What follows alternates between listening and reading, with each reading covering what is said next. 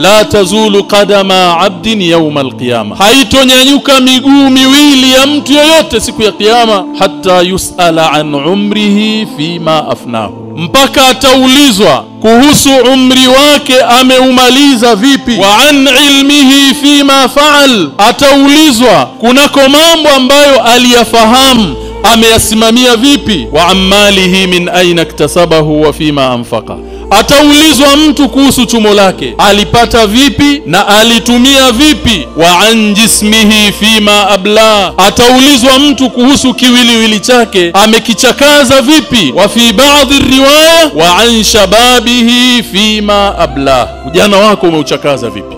Umri huu tulionao ataulizwa kila mmoja an tafasili hadha al-umr, kwa mchanganuo, sekunde, dakika, siku, mwezi, miezi, hatimaye miaka, mpaka umri wako unamalizika. Na ataulizwa mtu an ilmihi, juu ya maarifa aliyoyapata, yale mambo aliyoyajua katika halali na haram, katika sheria za Allah subhanahu wa ta'ala. Ataulizwa mtu kuhusu mali, ulipata vipi na ulitumia vipi. Kadhia sio kupata, yawezekana umechuma katika njia za halali zinazomridhisha Allah subhanahu wa ta'ala, lakini je, matumizi yako pia yalikuwa katika njia zinazomridhisha Allah? Leo hii ndugu zangu katika iman, wako wengi na Waislamu mambo ya kheri yakitajwa anaona hayamhusu. Hii riziki ni ya Allah. Lau ungelitulia kidogo ukazingatia, Allah jalla wa ala anapokupa mali akakupa riziki yenye kukutosha, amekupa fursa mbili.